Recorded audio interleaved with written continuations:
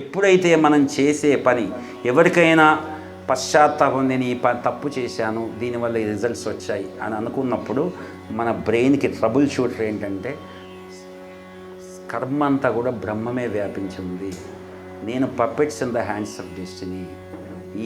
ఈ విశాలమైనటువంటి విశ్వంలో అనంత, అంతులేనటువంటి విశ్వం, అనంతాయ నమః అచ్యుతాయ నమః, ఈ రెండు మాటలకి విశ్వం అని చెప్తుంది.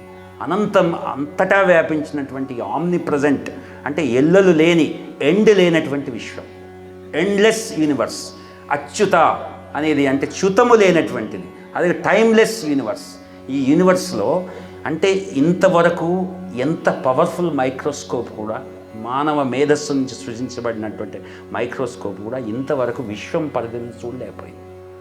ఎంత దూరంగా ఉంది, ఎంత వ్యాప్తి చెందింది, ఇన్ని వేల గెలాక్సీలు ఎలా సాధ్యమవుతున్నాయి, ఇంకా ఎలా పుడుతున్నాయి, ఒక బ్లాక్ హోల్లోకి గెలాక్సీలు ఎలా వెళ్ళిపోతాయి, వాటితో పోల్చుకున్నప్పుడు మన జీవితం ఎంత, మన జీవిత కాలం ఎంత, మనం ఉండేది ఎంత, మన భూమి పరిమాణం ఎంత, నిజంగా మనం వైజ్ఞానికంగా ఆలోచించినప్పుడు సో దీని పరిధులను ఎవరు చెప్పలేకపోయాడు. సో కాబట్టి విశ్వవ్యాప్తమైనటువంటి ఈ సత్యము, చైతన్యమే మనం సృజించింది. ఆ విశ్వవ్యాప్తమైన చైతన్యం ప్రేరణ చేతే మనం తప్పు కానీ ఒప్పు కానీ చేశాం. మనం చేసే పనుల్లో తప్పైనా ఒప్పైనా, అపరిపక్వత అయినా పరిపక్వత అయినా, పర్ఫెక్షన్ అయినా ఇంపర్ఫెక్షన్ అయినా దేని ద్వారా జరిగింది? భగవత్ సంకల్పం ద్వారా జరిగింది.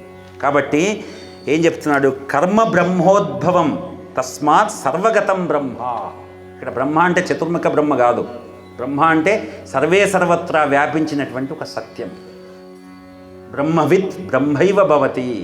బ్రహ్మవిత్ బ్రహ్మమును ఎరిగినవాడు వాడు తాను స్వరంగా పరబ్రహ్మంగా మారిపోతున్నాడు. సో ఇక్కడేంటి?